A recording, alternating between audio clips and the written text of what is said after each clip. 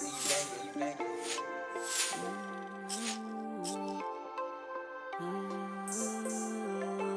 wake up! Studio 305 Podcast. I'm your host. We got my man Kyreik in here with us today on this Monday morning. I appreciate it. Founder of Injustice. Go ahead, give him a spill. Read it. Give him a spill yourself, baby. 26-year-old entrepreneur from Brownsville, Brooklyn. Raised through the system. I'm going to give you a spill on my dad, his case, and the situation that's going on right now. So keep that shit up, bro. No matter how much niggas support you, anything, your voice could be heard one day, Yeah, bro. that's a fact. That's a You know what fact. I'm saying? Appreciate Keep fighting, that. man. Keep fighting. And anyway, bro, how did it come about? Like, Injustice? Well, it came about, I was raised in Brownsville, Brooklyn. It's a small little section in New York City. A lot of people don't really know about it. Right. But as me growing up, I was around certain things, and I always hear, free my guys. This guy's innocent. This guy's innocent.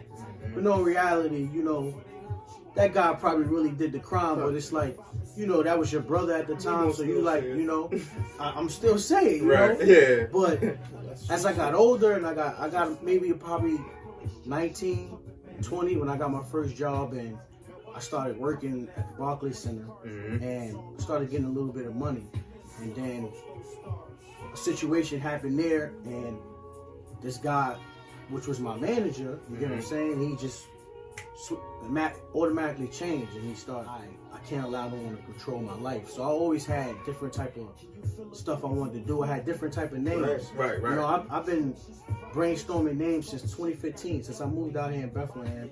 Okay. When I moved out in PA, I started brainstorming names. I had all type of names, but it never really stick.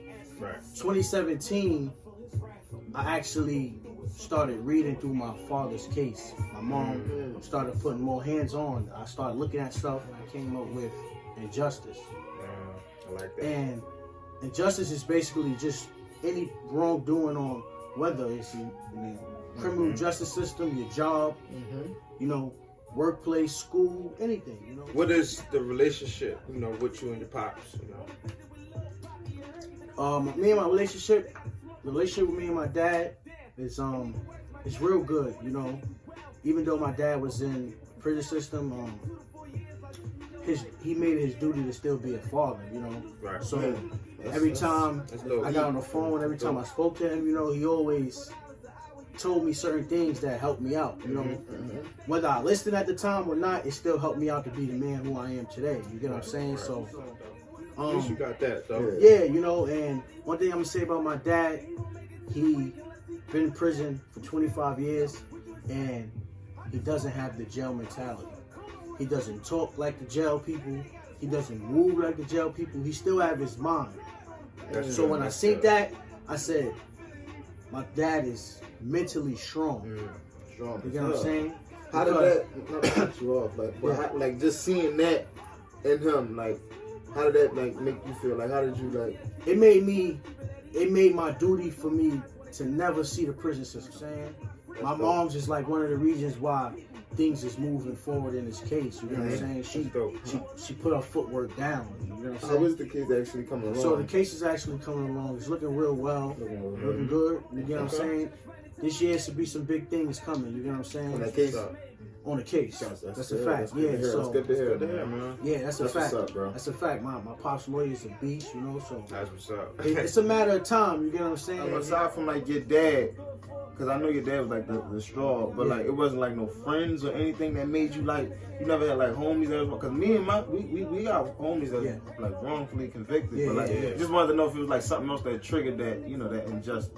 Yeah, I actually do. He actually just hit me up on this thing called JPay. It's like an email thing you can chat with inmates. Yeah, now. So he actually just hit me up because he's about to do a little podcast. He said he's been away since I was in 8th grade. He was locked up 16. They locked him up for a murder. Charge him as an adult? Yeah, charge him as an adult. As far as the case, very slim evidence. They had guys forcefully writing statements against him. But he didn't commit the crime. You get what I'm saying? I know for a fact he didn't commit the crime. I don't really want to get too much in it, but I know for a fact he didn't commit the crime because he had proof that he was at the time the crime was committed. He had proof, but that proof didn't show up at court. So looking at 20, 30 years of life if he goes to trial. So what they do is, you know, they knock it down to manslaughter. Tell you, you cop out, you take 20 years. He look at it, I'm 16. You know? Manslaughter for 20 years? So he took 20 years for a manslaughter charge. He actually got 4 more years left. Be home in 2024. That shit is wild. Yeah. So keep your head up, man. You know, that's a fact. For my boy Country. So my fault, Brick. I wanted to touch on this before we go. yeah. The Injustice brand. You know, what's your vision? You mean 10 years, 5 years from now? What's your vision for that? So 10 years, 10. I say 5 years from now. I really want to like kind of go back to my community and put something there.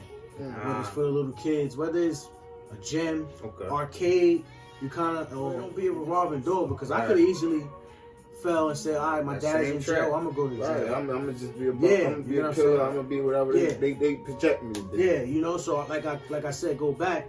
My father always said things, and certain things always stuck with me. That's what's up. And he said one thing to me. He said, "I made this mistake, so you won't make it. Stop hanging around the wrong people because this is where it will lead you." You get what I'm saying? I didn't commit the crime, but I hung around the wrong people. Guilty by association. You get what I'm saying? Yep. And it still don't give him the right to give him 32 years of life because he hung around these people. This is where he was raised. This is where he grew up at.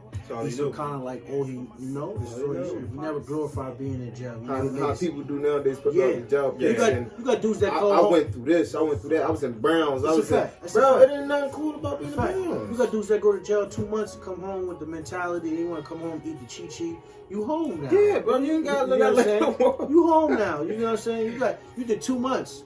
You know what I'm saying? Right. So it's like you fall victim into that program, that program where they want you to do. They want you to go to jail and come home with that mentality. Make that shit cool. Yeah, because you're gonna go back. You're gonna be back. Exactly. You're gonna be back and that's forth. That's the type they need. Some people just go to jail so you can say freedom. Exactly, man. They come home for the attention. You get attention for. I know I'm about to be on the gram. I'm popping. Man, we gotta get our mind right. I appreciate you coming through today. Yeah, that's a fact. That's a good spill right here, bro. That's for a real, fact. man.